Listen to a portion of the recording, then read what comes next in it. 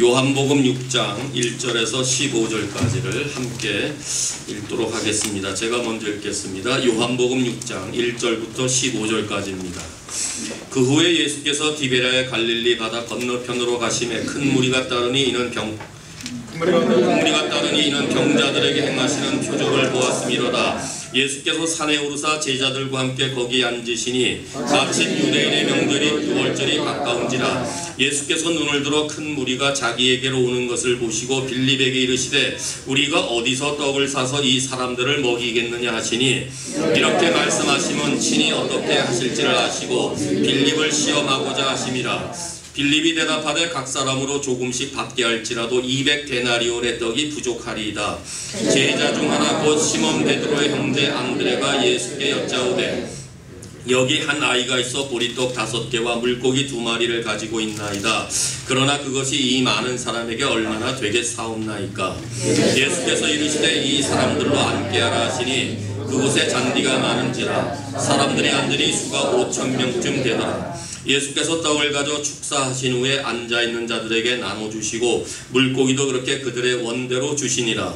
그들이 배부른 후에 예수께서 제자들에게 이르시되 남은 조각을 거두고 버리는 것이 없게 하라 하심으로 이에 거두니 보리떡 5개로 먹고 남은 조각이 12바구니에 찼더라.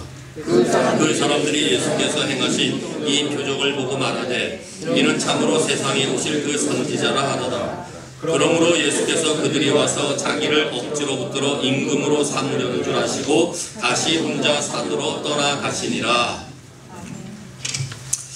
함께 읽으신 본문은 예수님이 행하신 표적 중에 4번째 표적으로서 우리에게 가장 잘 알려진 유명한 오병이어의 사건입니다. 보리떡 5개와 물고기 2마리로 그것도 남자만 5,000명을 먹이고 남았으니 그 소문이 얼마나 빨리 이 지역 인근에 퍼졌겠습니까? 또 이 얼마나 놀랍고도 기이한 기적으로 생각했겠습니까?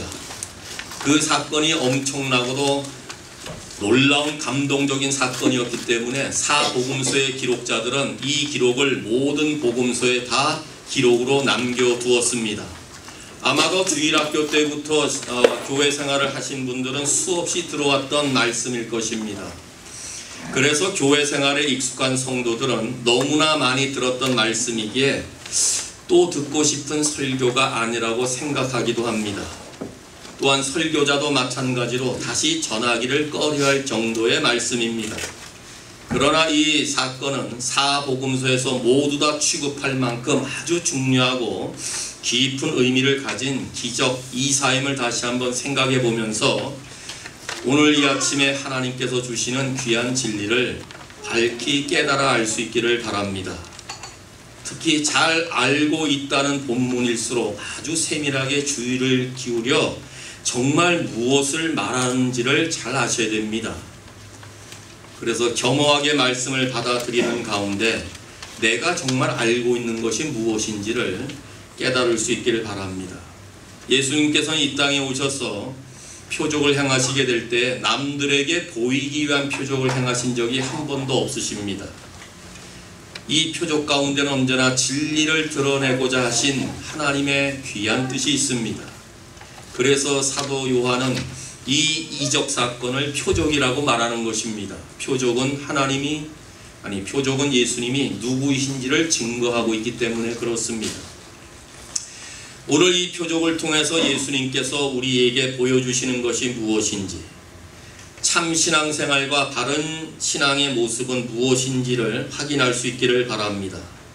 바른 신앙은 우리의 영혼의 구원뿐만 아니라 이 땅에서의 모든 삶의 자리에서 언제나 살아계신 하나님의 능력과 이적을 체험하며 힘있게 그리고 영향력을 발휘하며 사는 것입니다.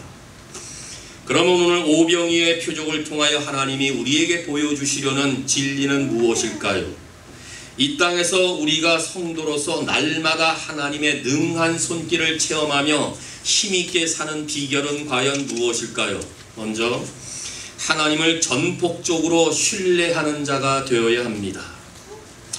본문에서 제자들은 예수님의 표적을 보고 따라온 수많은 무리들을 먹여야 하는 문제에 직면했습니다.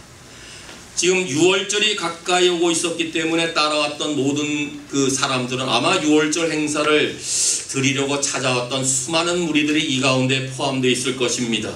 남자만 5,000명이라고 했으니 여자와 동수의 어린아이를 합치면은 좋기 2만 명 이상이나 되는 엄청난 숫자입니다. 다른 복음서에 의하면 이 무리들은 집을 떠난 지 사흘이 되었고 이제 날은 저물어 황혼이 깃들었습니다. 그들이 있는 곳은 지금 빈들입니다. 사실 해가 지는 저녁 시간에 이 많은 사람들의 양의 음식을 준비할 수 있는 것은 불가능합니다. 이 수많은 사람들의 먹을 것을 어디서 구할 수가 있단 말입니까? 이 큰 문제를 앞에 두고 당황하고 있는 제자들에게, 특별히 예수님은 5절에서 빌립에게 우리가 어디서 떡을 사서 이 사람들을 먹이겠느냐? 라고 물어봅니다. 이것을 6절에서는 예수님이 친히 어떻게 하실지를 아시고 빌립을 시험코자 하심이더라. 빌립을 시험코자 이렇게 질문하셨습니다. 우리도 이와 같은 질문을 종종 받습니다. 신앙생활을 하는 가운데 이런 시험을 겪기도 합니다. 때로는 안 되는 줄 뻔히 아시면서 우리 주님이 너 한번 이렇게 해볼 수 있겠니? 어떻게 하겠니? 이런 질문을 우리 가운데 던집니다. 주님께서 이날 제자들, 특별히 빌립에게 이와 같은 질문을 하신 것은, 다시 말하면 제자들을 시험하신 것은 제자들과 예수님과는 비교 자체가 불가능할 정도로 가장 위대하시고 높으신 분이심을 다시 확인코자 하기 위함이었습니다. 주님의 판단과 제자들의 생각과 방법은 우리 예수님과 결코 똑같지 않다는 사실을 다시 확인코자 하기 위함이었습니다. 다시 말하면 예수님은 제자들이 다시 이 부분에서 하나님의 아들이심을 확인할 필요가 있었고, 하나님의 아들이시라면은 예수님은 하나님과 동등한 능력을 가지고 계심을 확인하고 싶어서 시험을 하셨다는 말씀입니다. 그렇다면 제자들은 이 문제 앞에서 과연 주님을 신뢰할 수가 있는가? 이걸 확인하고자 시험하셨다는 말씀입니다. 그런데 우리의 경험이지만 인생에서 큰 문제를 만나게 될 때 우리가 취하는 행동은 먼저 우리의 힘, 우리의 생각으로 문제를 해결하려고 재빨리 계산을 한다는 것입니다. 그리고 수지가 안 맞으면 포기해버립니다. 오늘 본문에 등장하는 빌립이 바로 그와 같은 자였습니다. 주님이 빌립에게 어디서 떡을 사서 우리가 뭐 다 먹을 수 있겠느냐라는 질문에 빌립은 7절에서 이렇게 답을 합니다. 각 사람으로 조금씩 받게 할지라도 200데나리온의 떡이 부족하나이다. 동문서답의 말입니다. 빌립은 그날 모인 모든 숫자들의 그 세물했습니다. 수많은 숫자가 먹을 음식의 양을 머리로 계산했던 것입니다. 얼마나 돈이 많이 들지 머리를 빨리빨리 돌렸습니다. 그러니까 아마 머리가 굉장히 좋았던 것 같아요. 한 2만 명의 사람을 보고 한 200데나리온은 되겠다. 그런데 빌립은 200데나리온으로도 떡을 사서 다 먹이지 못하는데 우린 지금 200데나리온도 없지 않습니까? 200데나리온은 노동자 200일의 품삯, 곧 약 7개월간의 급료였던 것입니다. 그래서 우리는 할 수 없다고 말하는 것입니다. 그런 계산하는 데는 빨랐습니다. 이미 머리로는 벌써 불가능하다고 판단했던 것입니다. 세상 사람들이 본다면 빌립의 생각은 정말 합리적이었습니다. 그러나 그의 반응은 계산적인 세상에서는 환영을 받았을지 몰라도 믿음의 세계에서는 옳지 않은 일이었습니다. 왜냐하면 믿음은 보지 못하는 것들의 증거이기 때문에 그렇습니다. 게다가 이 땅을 창조하신 능력의 주님이 그 옆에 계셨지 않습니까? 그런데 빌립은 그 모든 것을 뒤로하고 먼저 자신의 계산을 앞세워서 문제를 해결할 수 없다고 주님께 말하는 것입니다. 이때 베드로의 형제 안드레가 갑자기 등장합니다. 8절과 9절에 보면은 안드레는 이성적이고 합리적인 방안을 제시하지 않았습니다. 단지 어린아이가 보리떡 5개와 물고기 2마리가 있다는 사실을 예수님께 알렸을 뿐이었습니다. 이 말은 모든 문제를 자기가 스스로 해결하려고 하지 않았다 그 말입니다. 9절 하반절에 물론 안드레는 그것이 많은 사람들에게 얼마나 되겠사옵나이까 라고 반문을 하는 것 같이 보이지만은, 안드레는 이 사실을 주님께만 말씀드리면은 이것을 통하여 어떤 놀라운 이적을 행할 것을 믿고 그 어린아이의 작은 것을 주님께 드렸다는 것입니다. 빌립은 부정적이고 비관한 생각을 했고, 안드레는 소망적이고 긍정적인 믿음을 가졌습니다. 빌립은 예수님의 시험의 뜻을 알아채지 못했지만 안드레는 예수님의 의도를 알고 있었다는 것입니다. 표적은 하나님의 뜻과 능력으로 일어나는 것이지 사람의 생각과 사람의 계산으로 일어나는 것이 아니라는 것을 말합니다. 하나님은 종종 우리들에게 불가능하게 보이는 일들을 하라고 명하실 때가 있습니다. 우리가 정말 예수님의 능력을 따르는 참된 제자라면은, 그래서 그 주의 능력을 신뢰하고 있다면은 때로 하나님이 불가능한 일을 시키게 될 때에, 그렇구나, 하나님이 내 믿음을 한번 시험해 보시는구나, 이렇게 생각하시면서 그 문제 앞에 하나님을 전폭적으로 신뢰할 수 있기를 바랍니다. 성경을 보면 얼마나 많은 사람들에게 많은 불가능한 일을 시켰는지 모릅니다. 하나님은 모세에게 가서 내 백성을 구하라고 말씀하셨습니다. 모세가 왕좌의 자리에 앉아 있을 때가 아닙니다.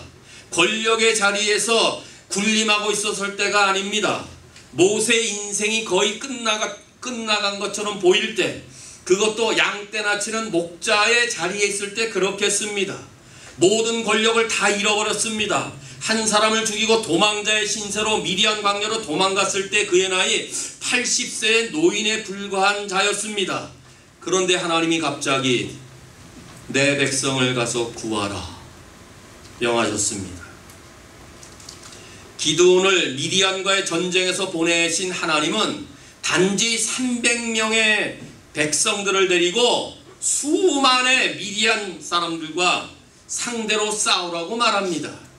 그것도 미디안 사람들이 너무나 두렵고 떨려서 밀을 포도주틀에서 타는 나약한 기드온에게 그렇게 말씀하셨다는 것입니다. 왜 이렇게 하나님께서는 불가능하다고 보이는 일들을 하나님의 사람들에게 종종 시킵니까? 이유는 단 하나입니다. 하나님을 신뢰하도록 훈련하기 위함입니다. 우리의 믿음을 성장케 하기 위함입니다. 이를 위해서 하나님은 우리를 종종 테스트하십니다. 이 시험은 유혹이 아닙니다. 주님은 우리의 믿음을 강화시키고 이미 우리의 믿음을 다 아시면서도 불가능한 일을 명령하십니다. 정말 그 불가능한 문제 앞에 능력의 하나님을 신뢰할 수 있느냐, 이걸 확인코자 하나님은 불가능한 일을 우리에게 하라고 명하십니다. 정말 우리 모두가 예수님을 믿어 하나님의 자녀가 되었습니까? 오늘 이날까지도 그 능력의 하나님이 나와 함께 동행하신다는 사실을 믿고 여기까지 오셨습니까? 그렇다면 주님은 우리의 평안할 때뿐만 아니라 우리의 능력과 계산으로 도저히 행할 수 없는 그런 일 가운데서도 능력으로 함께 하심을 믿음으로 남은 세월 달려갈 수 있기를 바랍니다. 올바른 신앙으로 하나님의 능력의 손길을 날마다 체험하며 우리의 삶의 현장에서 힘차게 달려갈 수 있기를 원한다면 언제나 그 하나님을 전폭적으로 신뢰할 수 있는 믿음의 사람들이 될 수 있기를 바랍니다. 두 번째로 오늘 오병이의 사건을 통해서 보여주는 하나님의 진리, 어떻게 하면 우리가 또 힘차게 달려갈 수 있겠습니까? 하나님께 우리의 것으로 헌신하는 자가 되어야 합니다. 우리의 것으로 헌신하는 삶. 안드레는 어린아이가 가져온 보리떡 5개와 물고기 2마리를 예수님께 가져왔습니다. 초라한 도시락이었죠. 그저 밥에 물고기를 먹는 아마도 가난한 집의 아이 같습니다. 그러나 예수님은 그 초라한 것을 가지고 기적을 만들어내십니다. 남자만 5,000명을 먹이고도 음식을 12광주리에 남기는 놀라운 표적은 어린아이의 작은 헌신으로부터 시작되었던 것입니다. 아이가 가져온 것은 정말 보잘것없는 것이었지만 그는 자신의 전부를 예수님께 드렸습니다. 주님은 그것을 귀하게 보셨습니다. 주님은 우리의 작은 헌신을 간과하지 않으십니다. 그러므로 헌신은 기회입니다. 기적의 기회입니다. 헌신은 하늘의 복을 얻을 수 있는 놀라운 기회입니다. 헌신의 기회가 찾아왔을 때 그 기회를 놓치지 않기를 바랍니다. 헌신의 결과는 정말 놀랍습니다. 하나님은 언제나 우리가 가지고 있는 위대한 재능보다는 우리가 가진 재능이 작다 할지라도 드려진 재능을 사용하십니다. 많은 물질을 소유하기보다는 우리가 적은 물질이라도 하나님 앞에 드리게 되는 그 드려진 물질을 통하여 하나님은 표적을 일으키십니다. 훌륭한 사람보다 하나님께 내 자신을 드리는 헌신된 사람을 하나님은 사용하십니다. 이것이 하나님의 방법이십니다. 이스라엘의 악한 왕 아합 시대에 하나님의 말씀이 엘리야에게 임함으로 말미암아 아합의 죄악을 경고하고 하나님께로 돌아오기 위하여 3년 반 동안 이 땅에 가뭄이 들 것을 경고로 주었지만은 아합 왕은 이 말을 듣지 아니하고 엘리야를 죽이려고 계속 찾아다녔습니다. 그때 하나님께서 다시 말씀이 임하게 되자 시돈에 있는 사르밧 과부에게로 가라고 명하십니다. 시돈은 이방의 땅입니다. 바알의 본산지가 있었던 땅입니다. 이방의 땅에 가라고 하는데 사르밧 과부가 얼마나 가난했었는지 그 지역에도 동일한 흉년이 들게 되자 한 끼 남은 음식을 만들고 조그만 양밖에 없어서 자기 아들에게다 음식을 만들어주고 자기는 죽기로 작정하고 있었을 그때에 엘리야가 그 사르밧 과부에게 그 양식을 나에게 달라. 이게 말이 안 되는 얘기지 않습니까? 자기 아들에게 주어서 자기는 더 이상 굶주림을 고통을 당하지 않게 죽으려고 작정을 했는데 엘리야가 그 음식을 자기에게 달라고 했으니. 그런데 놀랍게도 사르밧 과부가 이 음식을 마지막 음식을 엘리야에게 주었습니다. 그랬더니 성경은 3년 반의 가뭄이 끝나도록 그 과부의 집에 양식이 떨어지지 아니하고 기름이 떨어지지 아니했다. 이렇게 기록합니다. 하나님은 드려지지 않은 인생을 쓸 수가 없고 바쳐진 어떤 헌신된 것을 사용하지 않습니다. 우리가 가지고 있는 것을 하나님께 드리게 될 때에 진정으로 표적이 일어납니다. 크고 작고의 문제가 아닙니다. 많고 적고의 문제가 아닙니다. 중요한 것은 내가 가진 그 무엇을 하나님을 위해 내놓을 때, 나의 모든 것을 하나님을 위해 헌신하게 될 때 그걸 통해서 하나님은 우리의 삶을 더 풍요롭게 하신다는 말씀입니다. 그런데 이 사르밧 과부에 일어난 이 음식이 떨어지는 사건보다 더 놀라운 일은 이스라엘 백성들이 하나님의 백성들이었음에도 불구하고 엘리야가 전하는 말을 하나도 믿지 못했는데 오히려 이방 여인이었던 사르밧 과부가 엘리야가 전한 말씀이 하나님의 말씀임을 저가 믿었다고 예수님이 누가복음 4장에서 이 이방 여인의 믿음을 칭찬하고 있었던 것입니다. 여기는 마지막 한 움큼의 음식을 엘리야에게 주므로 마지막 음식을 하나님 앞에 내려놓음으로 그런 풍성한 구원의 미래를 이미 예비했던 것입니다. 우리의 삶에 이적이 일어나지 않는 이유가 무엇이라고 생각하십니까? 우리가 예수를 믿는 것 같지만 왜 힘이 없이 날마다 살고 있습니까? 그것은 아마도 하나님께 내 삶을 드려본 적이 없기 때문일 것입니다. 아마도 내가 가진 것을 주를 위해 한 번도 바쳐본 적이 없기 때문에 그럴 것입니다. 우리가 정말 주님을 전폭적으로 신뢰한다면, 그 주님이 내 삶의 구원자고 내 삶의 주인이라고 확신한다면 우리의 것을 어찌 주님 앞에 드리지 않을 수가 있겠습니까? 어린아이는 보잘것없는 도시락을 자기가 먹지 않고 남을 위해 드렸습니다. 이것이 왜 위대해졌습니까? 이것이 이렇게 사복음서의 기록에 다 들어올 만큼 어린아이의 보잘것없는 것이 이렇게 오늘 우리 시대까지 계속 들려지고 있습니까? 작은 것이라 할지라도 그것을 예수님께 가지고 왔다는 것입니다. 한번 생각해 보십시오. 만약에 이 아이가 그날 들판에 없었다면 큰 무리를 먹일 이적을 받겠습니까? 아니 이 설사 이 아이가 그 무리들 가운데 함께 있었다 할지라도 자기가 어머니로부터 도시락을 이거 가서 먹어라 싸준 도시락을 예수님께 드리지 아니했더라면 많은 사람들을 먹이는 표적은 경험하지 못했을 것입니다. 하나님은 작은 헌신을 통하여 위대한 일을 행하십니다. 하나님은 나이에 상관없이 하나님 앞에 자신을 드리는 자를 통하여 역사하십니다. 하나님은 내가 가진 것이 무엇인지 상관없이 그 가진 것을 주님 앞에 드리는 헌신된 사람을 통해서 역사하십니다. 내가 가지고 있는 것이 무엇이든지 그것이 주님께 드려지고 그 주의 능력의 손에 들리기만 하면 그 작은 것이 위대하게 바뀌게 될 것입니다. 모세의 손에 들린 지팡이는 나무 막대기에 불과했습니다. 양을 몰던 도구였습니다. 하나님은 자기 백성을 구하기 위하여 모세를 부르셨습니다. 여러 가지 변명으로 이 하나님의 사명을 거부하는 모세에게 네가 가진 것이 무엇이냐 물으셨습니다. 여기에서 중요한 것은 내가 가진 것이 무엇이냐는 것이에요. 하나님은 네가 없는 것이 무엇이냐 이렇게 묻지 아니하고 네가 가진 것이 무엇이냐라고 물었습니다.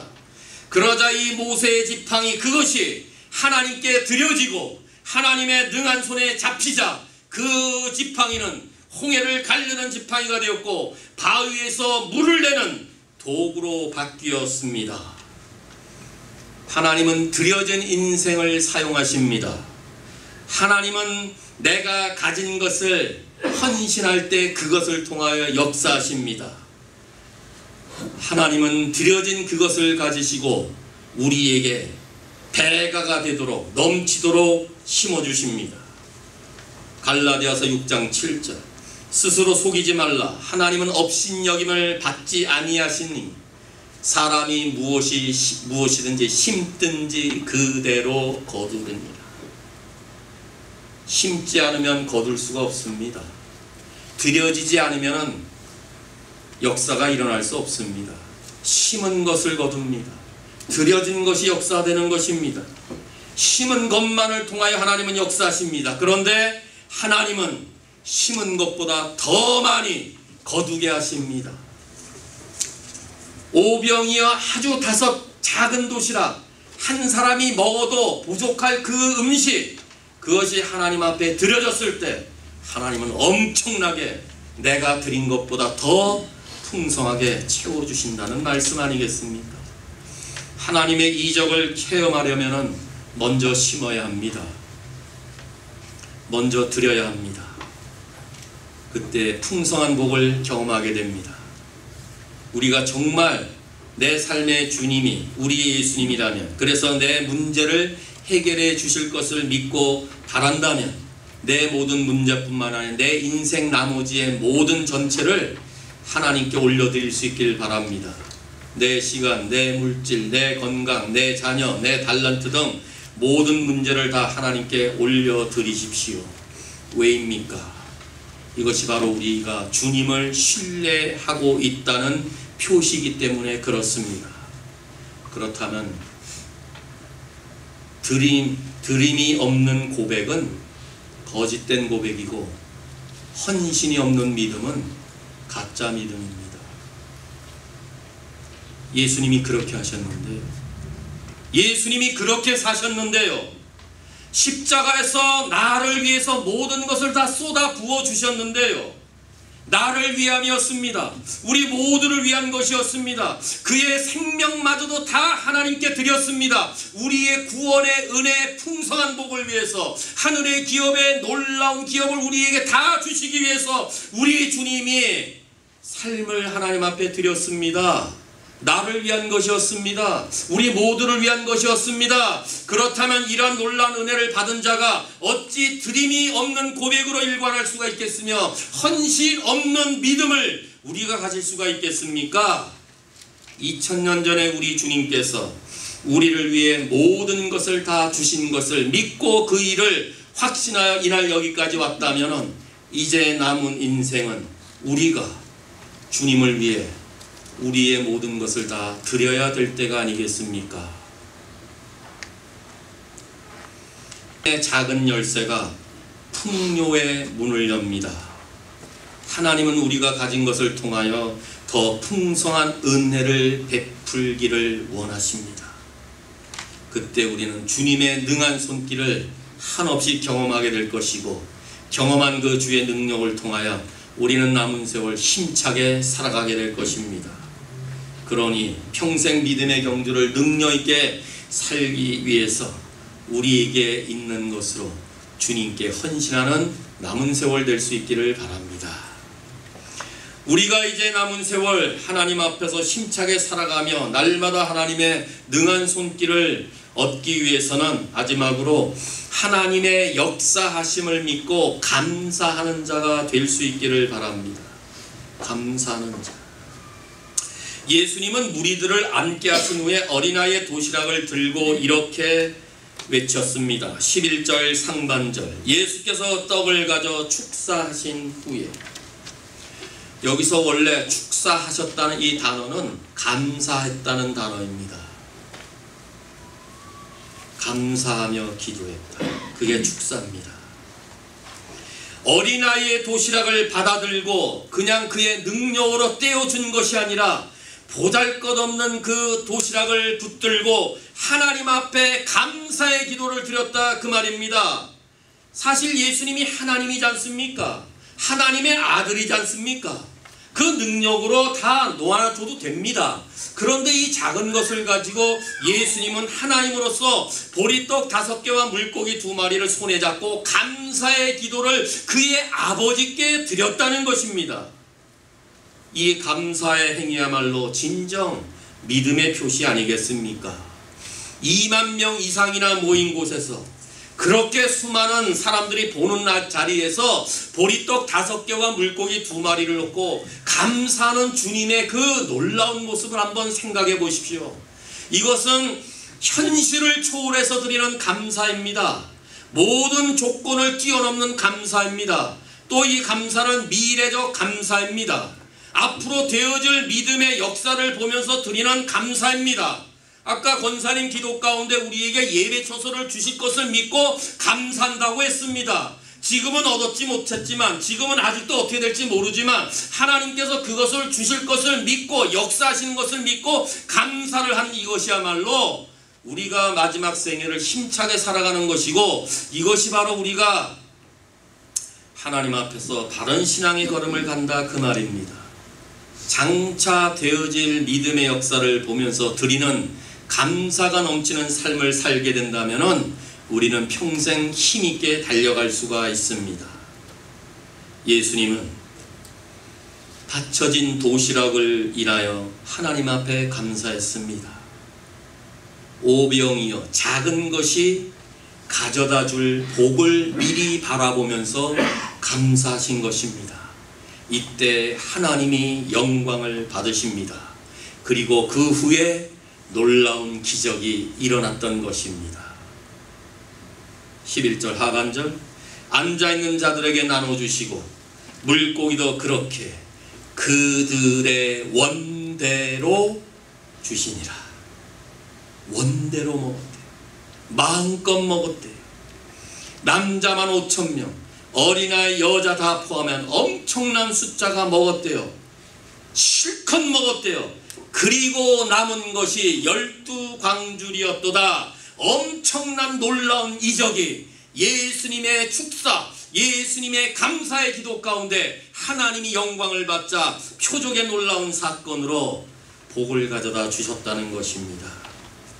아주 보잘것없는 어린아이의 도시락이 아이의 손에서 제자들에게, 안드레의 손으로, 그것이 다시 예수님의 손으로 옮겨지는 순간 그 손에 쥔 것을 가지고 하나님 앞에 감사하게 될 때에 놀라운 복이 일어났다는 것입니다. 하나님의 손은 참으로 위대합니다. 작은 것을 통해 풍성함을 창조하시는 그 손은 하나님의 전능의 손이십니다. 하나님은 우리가 가진 것을 통하여, 아니 가까이 있는 사람들을 통하여 문제를 해결해 주시기를 원합니다. 그러니 아무리 작은 것을 가지고 있다 할지라도 그것을 우리 주님께 가져와 하나님의 능력의 손에 올려놓게 될 때에, 그리고 그것을 가지고 하나님 앞에 감사하게 될 때에 우리도 동일한 하늘의 표적을 경험하게 될 것입니다. 이런 감사는 기적을 창조하는 능력입니다. 감사는 받은 것을 받았다고 말하는 것입니다. 물론 맞습니다. 그런데 성경에서의 또 다른 감사는 장차 받을 것을 미리 받은 것으로 알고 감사하는 것입니다. 예수님은 손에 쥐어진 보리떡 5개, 물고기 2마리, 그걸 통해서 표적이 일어날 것을 보고 감사를 한 것, 이걸 말하는 것입니다. 그러므로 하나님의 역사하심을 믿고 날마다 감사의 삶을 살게 될 때 우리는 땅에 살면서 능하신 하나님의 손길을 날마다 경험하게 될 것입니다. 그래서 시편 50편 23절에 감사로 제사를 드리는 자가 나를 영화롭게 하리니 그 행위를 옳게 하는 자에게 내가 하나님의 구원을 보이리라. 감사로 예배드리는 자가 하나님을 영화롭게 하고 그 행위가 옳은 자에게 하나님의 놀라운 구원을 보리라. 똑같이 약속하고 있어요. 그러므로 감사하는 마음은 기적이 일어나기 전에 기적을 확신하는 것입니다. 감사하는 믿음은 성공하기 전에 성공을 확신하는 것입니다. 감사하는 믿음은 승리를 달성하기 전에 승리를 주장하는 것입니다. 감사하는 믿음은 변화되기 전에 변화를 확신하는 것입니다. 감사하는 기도는 하나님의 마음을 가장 강력하게 움직이는 믿음의 기도입니다. 그러므로 앞으로 주실 것을 믿고 날마다 감사하는 한 분 한 분의 삶이 될 수 있기를 바랍니다. 주어진 것에도 감사해야 되지만은 앞으로 주실 것을 믿되 하나님이 반드시 역사하실 것을 믿고, 아직은 보이지 않지만은, 아직은 내 손에 주어지지 않았지만은 하나님이 행하실 것을 믿고 감사함으로 언제나 하나님 앞에 달려올 수 있기를 바랍니다. 비록 지금 우리의 모습이 작은 보리떡 5개와 물고기 2마리 같아 보이지만은 장차 위대하게 변화될 모습을 먼저 믿고 감사드리는 삶 살 수 있길 바랍니다. 감사가 하나님을 움직입니다. 감사가 하나님을 영화롭게 합니다. 감사가 우리의 삶을 변화시킵니다. 감사는 우리의 환경마저도 변화시킵니다. 감사는 기적을 창조하는 원동력입니다. 그러므로 우리 모두 감사하는 사람이 되어야 합니다. 다니엘은 바벨론 왕의 조소의 어인이 찍힌 것을 알고도 자기 집에 돌아와 예루살렘을 향하여 열린 창에서 하루에 3번씩 전에 행하던 대로 무릎을 꿇고 기도하며 그 하나님께 감사하였더라. 이게 다니엘서의 기록이에요. 다니엘이 감사하고 자기의 하나님을 향하여 기도하면 그는 죽는 것을 알았습니다.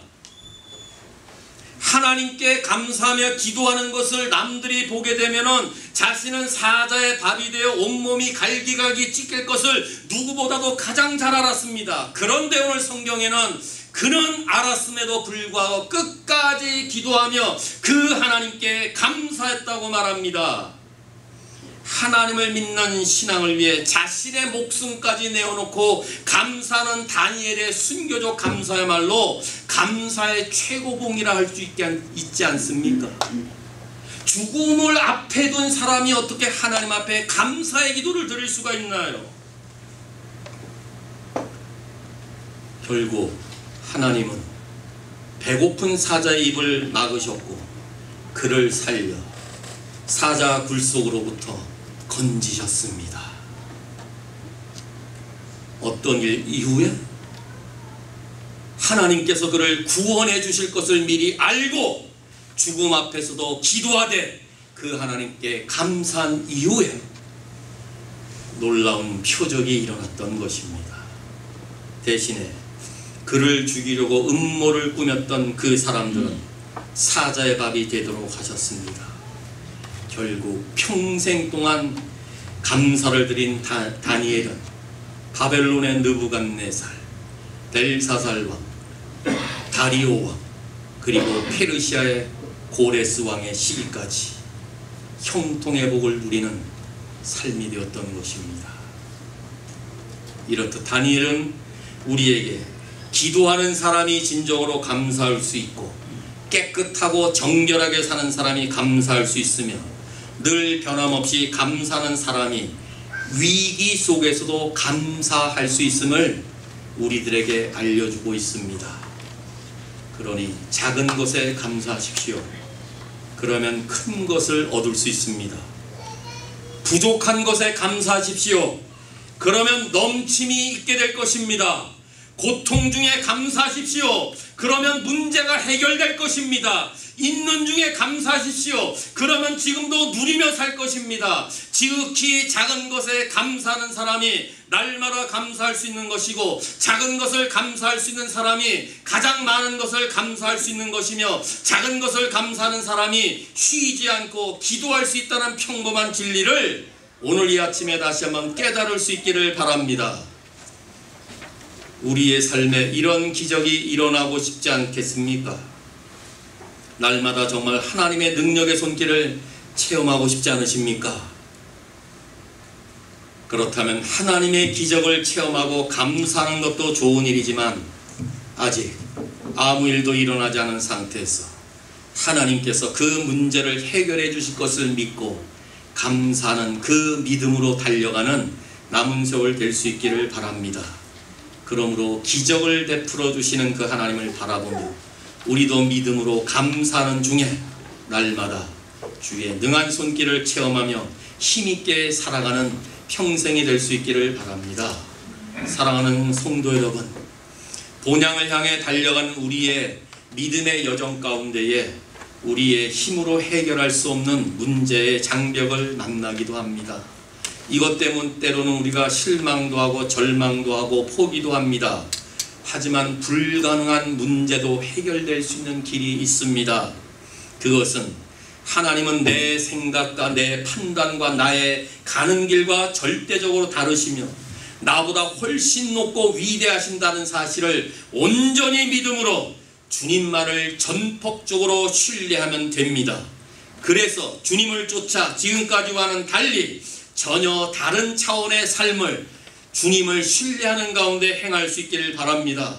비록 내가 보잘것없이 보인다 할지라도 내가 가진 것이 하찮은 것일지라도 그 모든 것을 통하여 하나님의 능력을 경험할 헌신의 기회인 것을 알고 이만큼이나마 주신 것을 더욱더 감사하며 그 모든 것을 다시 주의 능한 손에 올려놓게 되면 불가능의 문제를 해결할 수 있습니다.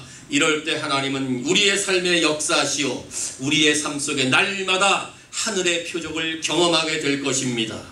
이제 남은 세월 우리 모두는 하나님만을 전폭적으로 신뢰하며 헌신할 기회를 놓치지 아니하며 감사함으로 그 하나님 앞에 나옴으로 하나님 나라의 풍성한 복과 이 땅에서의 주님의 능한 손길을 경험하며 힘차게 달려가는 믿음의 경주자들 될 수 있기를 주님의 이름으로 축원합니다.